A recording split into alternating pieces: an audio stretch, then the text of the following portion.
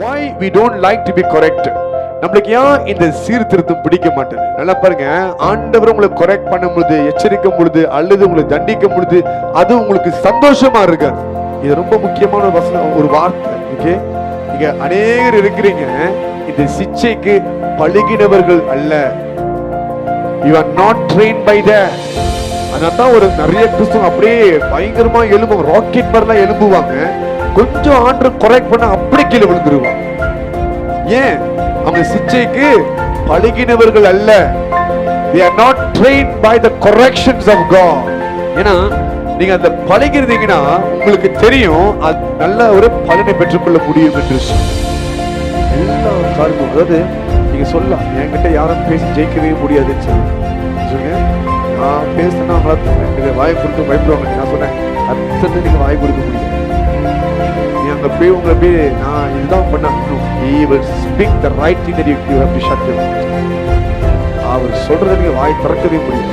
ஏவாள் ஒன்று சொல்றான், ஆதாம் ஒன்று சொல்றான், அதெல்லாம் அந்த கேட்கல. ஏன் சாப்பிட நான் உன்ட்ட என்ன சொல்றேன்? You can't justify yourself. நியாயப்படுத்த முடியாது. நீ என்ன செஞ்சாலும் யாரையும் நீ பழி போட முடியாது. You are answerable to God for everything. நீ என்ன செய்யற, என்ன செல்ஃபிஷன் மூவ் பண்ற, எல்லாத்தையும் ஆண்டு பாரு. இப்ப ஆண்டு கரெக்ஷன் கொடுக்கும் போது நம்மளுக்கு வலி வேதனையை கொண்டு வருவோம். That's why we don't want. சில பேர் ஆண்டு சண்டை போடுவாங்க. சந்தோஷமா ஆண்டு உங்களுக்கு இப்ப சந்தோஷமா, நீங்க நினைச்ச மாதிரி அடிச்சிட்டீங்க சந்தோஷமா அப்படின்னு. நான் அழகா சொல்லி கேட்கல, இப்படி சொன்னாதான் இப்ப என்கிட்ட பேசவே வந்திருக்கு. அழகா சொல்லும் பொழுது திரும்பி கூட என்னை பார்க்கல. அட்லீஸ்ட் இப்ப வந்து சந்தோஷமா கேட்கிறேன், அதே சந்தோஷமா இருக்கணும். சொல்லும் போது நீ கேட்கவே இல்லை, ஆனா இப்ப வந்துட்டு சந்தோஷமானு கேட்கிறிய.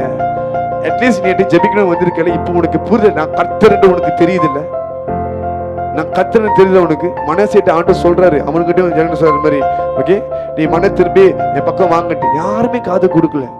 எதிரிகளை எலும்பு விட்டு அவன் மூக்குல ஒரு ஹூக்க மாட்டி இழுத்துட்டு போக ஜெயில வைக்கும் பொழுதுதான் கர்த்தரை ஆண்டவர் அவன் அறிந்து கொண்டான்.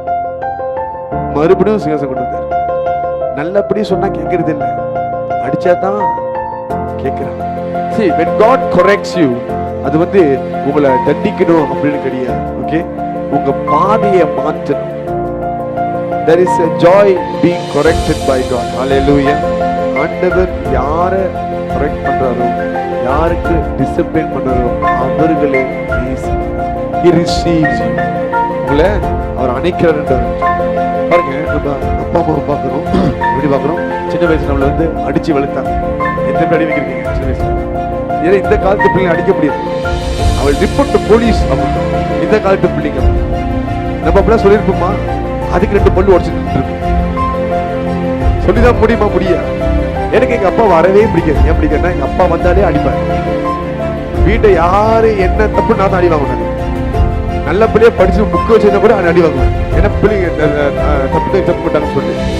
ஓகே, ஆனா இன்னைக்கு திரும்பி பார்க்கும்போது அண்டர்ஸ்டாண்ட் தேர் இஸ் வாங்கின அடி என்னை உருவாக்கிருக்கு. பிகாஸ் என் டைப் எப்படின்னா அடி வாங்க தான் தெரிஞ்சது. இல்லைன்னா ரொம்ப கஷ்டம். இன்னைக்கு இவ்வளவு பயபக்தி நான் சொல்ற காரணம் வாங்கின அடி தான். சில காரணத்தை சொன்னா கேட்க மாட்டேன், மறந்துடுவேன், கேர்லெஸ்ஸா இருப்பேன். அப்பப்ப ஓவர்லுக் பண்ணிடுவேன். டீச்சர் சொல்லுவாங்க நல்லா படிப்பான், ஆனா இவன் வந்து ரொம்ப கேர்லெஸ். ஆண்டவர் அந்த மனுஷனை கொண்டையும் என்னை உருவாக்கி இருக்கிறார். I grown up under a very strict father. ஆனா அவருக்கும் ஆண்டுக்கும் பார்க்கும் பொழுது ஓகே, ஆண்டருக்கு better. Hallelujah. God is strict, yes, but more loving. So இந்த காலத்து பேரண்ட்ஸ் எப்படி இருக்காங்கன்னா, நம்ம பிள்ளைங்க வந்து நம்ம கோத்ரூ பண்ண எல்லாம் ஃப்ரெண்ட் ஆயிடுறாங்க. அதான் நீங்க பண்ற பெரிய தப்பு. உங்க அப்பா அம்மா உங்களுக்கு கத்து கொடுத்ததை கொஞ்சம் பெட்டரா செய்யுங்கன்னு சொல்றேன். நீங்க ஒரு பார்வை பார்த்தாலே அப்படியே உட்கார்ந்துடணும், அதான் நல்லது. ஹல்லேலூயா. ஏன் அடிக்கிறோம் தெரியுமா? பிள்ளைங்களை வெறுக்கிறோம் அப்படின்னு கிடையாது. Even if the law is coming against me, okay, சட்டமே வந்துட்டு நீ பிள்ளையை நீ அபியூஸ் பண்ண முடியாது. அவள் stand with the word. The words பெரும்ப எடுக்காதவன் பிள்ளையை நேசிக்கலன்னு போட்டு இருக்குது. அப்பா அம்மாலாம் முன்ன வாங்கின வச்சு நீங்களும் வாங்கணும் அப்படின்னு கிடையாது. But this is the system, this is the parenthood. இது இப்படிதான் ஆகணும், இப்படிதான் நடக்கணும். ஏன்னா நாளைக்கு நம்ம இல்லாட்டினா அவங்க வாழ்க்கை உட்பம் போயிடுவாங்க. அதனால தான் இப்ப அடிக்கிற அடி, ஏன்னா அடி கொடுத்து சொல்லி கொடுத்து நல்லா மண்டல ஏறும். வார்த்தை சொல்லி ஏறவே ஏறாது. அடி சாட்சி சொல்றதுதான் ஏறும். அது சும்மா சும்மா போய் அடிக்கிறது. சரிங்களா? சில காரியங்கள் have to do that way. அதுதான் ரொம்ப முக்கியம். ஏன்னா இன்னைக்கு நிறைய பேரண்ட்ஸ் மெத்தட்ஸை மாத்திட்டாங்க, ஆனா ஆண்டோட மெத்தடை மாத்தவே இல்லை. ஆமாவா இல்லையா? பரலோக தந்தை தகப்பன் இன்னமும் மெத்தடை மாத்தவே இல்லை. அவன் இன்னமும் பெறப்படுகிறார், இன்னமும் அடிக்கிறார். வசனம் மாறாது, வசனம் மாறாது. நீங்க சொல்றீங்களா? இல்ல பழைய ஏற்பாடு ஆண்டவர் அடிச்சிருந்து எபிரேயர் புஸ்தகம் புதிய ஏற்பாடு. Okay, but that is what made you to be what you are today. ஏன் ஆண்டவர் அதனால தான் உங்களை அடிக்கிறார், அதனால தான் உங்களை கொரெக்ட் பண்றார். பிகாஸ் நம்ம நல்லபடி சொல்ல கேட்க மாட்டோம், இப்படி சொன்னாதான் கேட்போம். அவருக்கு தெரியும். ஹல்லேலூயா. நம்ம நினைக்கிறோம் கரெக்ஷன் பண்ணா ஆண்டு நம்ம வெறுக்கிறாரு. ஆண்டு உங்களை வெறுக்க கிடையாது. நீங்க பைபிள்ல பாருங்க, நான் எப்போதும் சொல்றது போல நம்ம கைனாபில பார்க்கணும். ஆமாவா இல்லையா? ஓகே, ஆண்டு என்ன பண்றதுக்கு கைனபே நீ எச்சரிக்கையாரு, பாவம் வாசல்ல காத்திருக்குது, உன்னைய ஆளுகை செய்யும்படி அவனை போய் வார்ன் பண்ற. இப்ப அதே ஆண்டவர் நினைச்சிருந்தாருன்னா ஆபேல்கிட்ட போயிட்டு நீ எச்சரிக்கையாரு, உன் அண்ணனை கொலை பண்ண வெயிட் பண்ணிட்டு இருக்கான்னு சொல்லிருக்கலாம். ஆமாவா இல்லையா? நீ எஸ்கேப் ஆகுன்னு சொல்லிருக்கலாம். நம்ம நினைக்கிறோம் ஆண்டு ஆபேல தான் அதிகமா நேசிக்கிறாரு. நான் சொல்றேன் ஆண்டு நேசித்து அதிகமா காயினை நேசிச்சார். அங்கதான் போய் கரெக்ட் பண்றாரு. என்ன எழுதப்பட்டிருக்குது? எவன் ஒருவனை ஆண்டு கரெக்ட் பண்றாரோ அவனை நேசிக்கிறார். ஆபேல்கிட்ட போயிட்டு நீ இங்கே எஸ்கேப் ஆகை. அதே ஆண்டவர் சவுல் தாவீது பிரச்சனை இல்ல, தாவீதை நடத்துறாரு. நீ அரண்குள்ள போ, காட்டுக்குள்ள போ, கொகைக்குள்ள போய் மறைஞ்சுங்க, சவுல் உன்னை கொல்ல பாக்குறான்ட்டு. You must understand, பலவீனம் எங்க இருக்குதோ அங்க கிருபை அளவில்லாமல் ஊற்றப்படும். காயினுக்கு பலவீனம் இருக்குது, அது கர்த்தர் அறிந்து இவனும் என் பிள்ளை தான் சொல்லி இவனை பாவம் செய்யாம தடை பண்ணுகிறார். ஆனா அவன் கேட்கல. நீங்க கேட்குறீங்க எப்ப பார்த்தாலும் என்னையே சொல்றீங்க ஆண்டவரே, அவங்களோட சொல்ல மாட்டேங்கிறேன். நீ தான் கர்த்தருக்கு பிரியமான. The one who are often corrected by God are the one who God loved the most. கர்த்தர் உன்னை அதிகமாக நேசிக்கிற வசதி ஒன்ன அடிக்கடி கரெக்ட் பண்ணிக்கிட்டே இருக்கிறார்.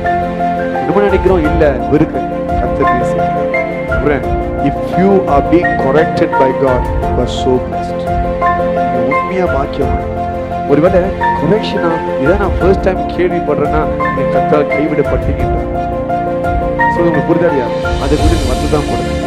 ஆனால் correction after correction go through பண்ணா you are the most beloved of God. ஒரு நல்ல டீச்சர், ஒரு நல்ல டீச்சர் இருக்காங்க. ஓகே, ஒரு கிளாஸ் ரூம்ல ஓகே நம்பர் 1ல இருந்து 40 வரைக்கும் ஸ்டூடெண்ட் இருக்கிறாங்கன்னா இந்த நம்பர் 1, நம்பர் 2, நம்பர் 3 ஃபேவரா வச்சுக்க மாட்டாங்க. எது கடைசியா இருக்குதோ அங்கதான் ஃபோக்கஸ் பண்ணும். உலகத்தை நம்மளோட டீச்சர் பார்க்கறது ரொம்ப கஷ்டம். ஏன் கஷ்டம்னா எது நல்லா படிக்குதோ அதான் அவங்க ஃபேவரா இருக்கும். நல்ல டீச்சர் பண்ணுவாங்க, இல்லை எதுக்கு படிக்கவே தெரியும் அதுக்கு அடிஷனலா டியூஷன்ல கொடுத்து கிளாஸ்ல கொடுத்து உருவாக்க பார்ப்பாங்க. ஆமாவா இல்லையா? தென் நம்ம தி பெஸ்ட் டீச்சர் அப்படின்னு சொல்லுவோம். உலகத்துல அப்படிப்பட்ட இருக்கிறாங்கன்னா பரலோக தகப்பன் எப்படி இருப்பார் யோசிச்சு பாருங்க. His eyes are ever upon the weak people. அவங்களை எப்படியாவது தேர்னாக மாற்றணும்னு சொல்லிதான் கர்த்தர் முயற்சி எடுப்பார். தவிர்த்து நீ ஒன்றுக்கு லாக்கியில நீ வேசி தூக்கி போட மாட்டேன். கொஞ்சம் நீங்க அவரோட பார்வையை பாருங்க. ஆண்டு 2 வருஷத்துக்கு முன்பாக வரும் பொழுது நல்லா படிச்சவனை தேடி போகல, வேதத்தை அறிந்து தேடி போகல, மீன் பிடிக்கிற ஆட்கள், கெட்ட வார்த்தை பேசுற ஆட்கள், பாவியான ஆட்கள் தான் தேடி போய் அவர்களை கூட தான் உலகத்தையே கலக்கினார். இப்ப இவ்வளவு காரியம் நான் சொல்றேன்னா, what makes you feel that you're least? You are so important to God. நீங்க ஆண்டுக்கு ரொம்ப முக்கியமானவர்கள். அதனால தான் கர்த்தர் உங்களுக்கு கரெக்ஷன் சீர்திருத்தத்தை கொடுக்கிறார்.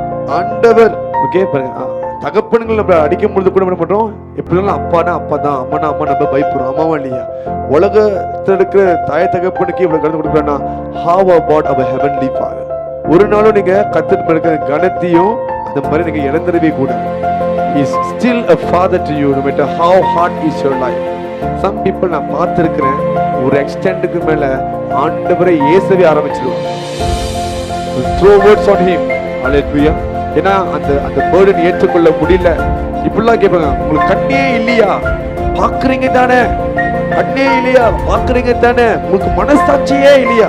நீ ஆண்டு போய் மனசாட்சி பேசிக்கிற, நீ ஆண்டு விட்ட போயிட்டு பேசிட்டு இருக்கிற, உனக்கு தான் மனசாட்சி இல்லை. Hallelujah. நான் சொல்றேன், இந்த மாதிரிலாம் நீங்க பேசவே கூடாது. என்னதான் கத்துறது அப்பா நீங்க பிள்ளைன்னு சொன்னாலும் remember he is your God. He is your God. அல்லேலூயா. ஆண்டவரே, சகலமும் நன்மைக்காக. அநேகர் வழி தப்பி நிக்கிறீங்க, வழி தவறி நிக்கிறீங்க. அடுத்தது என்ன என்று தெரியல. எழுதப்பட்டிருக்கு, கடிந்துக்குள்ளுக்கு நீங்க திரும்புகின்ற. When you turn and His review, He will pour out His Spirit on you. He will make His word to be known to you. நீங்க அவர் கடிந்துக்குள்ளுக்கு செவி கொடுக்கும் பொழுது, திரும்பும் பொழுது, கர்த்தர் அப்பொழுது அவருடைய ஆவியை உங்க மேல ஊற்றுவார். ஒரு வார்த்தை உங்களுக்கு தெரிவிப்பார், உங்க பாதையை தெளிவுபடுத்துவார் என்றார். If you still can't hear God call, really it means you are lost. நீங்க தொலைந்து போய் நிக்கிறீங்க. நீங்க என்ன தப்பு பண்றீங்களோ அதை ஆண்டவர் கரெக்ட் பண்ண விடுங்க. அங்க கர்த்தர் மறுபடியும் பேச ஆரம்பிப்பார். என்னோட காரியம் புரிஞ்சுக்கணும். பூமியில தண்டிக்கப்படுறது நலம், நரகத்துல போய் வருகிறதை பார்க்கணும். It's better for God to punish you on this earth than for you to suffer the eternal death. நம்ம யாருமே இங்க பெர்ஃபெக்ட் கிடையாது. எல்லாத்துக்குள்ளேயும் குறைகள் இருக்குது. அப்பப்ப கர்த்தர் கணக்கு தீர்க்கிறார். அதுவும் நம்ம செய்த பாவத்துக்கு ஏற்றதாக இல்ல, குறைச்சிதான் கொடுக்கிறார். அதை அக்செப்ட் பண்ணிட்டு நம்ம கர்த்தரை மகிமைப்படுத்தணும். அதுக்கு பதிலா அதை வச்சு நம்ம அவர்கிட்ட போராட முடியாது. 32 நம்ம செய்த பாவங்களுக்கு ஏற்றபடி கர்த்தர் நம்ம தண்டிக்க கிடையாது. நம்ம செஞ்சதோட ரொம்ப குறைவா தான் நம்ம தண்டிக்கிறார். நீங்க கையில பாருங்க, அந்த டைம்ல ஒரு பல்லுக்கு ஒரு பல்லு, ஒரு கண்ணுக்கு கண்ணு, உயிருக்கு உயிர் எடுத்தான். இவன் தம்பியை கொண்டுட்டான், ஆண்டவனுக்கு சபிச்சான் போட்டான், அவன் உயிர் எடுக்கவே. This is our god's nature. இதான் நம்ம ஆண்டவர். ஹல்லேலூயா. ஆனா அவர் கொடுக்கிற அந்த சின்ன தண்டனையே நம்ம ஆத்மாவை நொறுக்கி எடுக்கும். இவன் என்ன பண்றான்? ஆண்டவர் வார்த்தையை மீறி போறான், கடல்ல விழுகிறான், மீன் முழுகுது. அங்க அவன் எப்படி யோசிக்கிறான்? நான் சாவேனா படைப்பானு யோசிக்கிறான். ஒண்ணு நான் சாப்பிடும், இல்ல நான் பிழைக்கணும். ரெண்டுக்கு நல்ல மாநில முடிக்கிறேன். He was in between life and death. என்ன ஆக போதுன்னே தெரியல. ஆண்டவர் அவன் சொல்ல கிடையாது, நான் உனக்கு 3 நாள் ரேமான் வச்சிருக்கேன்னு சொல்லவும் கிடையாது. சுககாரி பண்ணு கூட அவன் சொல்லவும் கிடையாது. எத்தனை நாள் ஒழுங்கு இருப்போம், எப்ப வருமா ஒண்ணுமே அவனுக்கு தெரியாது. நான் 3 நாளும் அங்கதான் அவன் மன திரும்ப. ஹல்லேலூயா. Take the correction.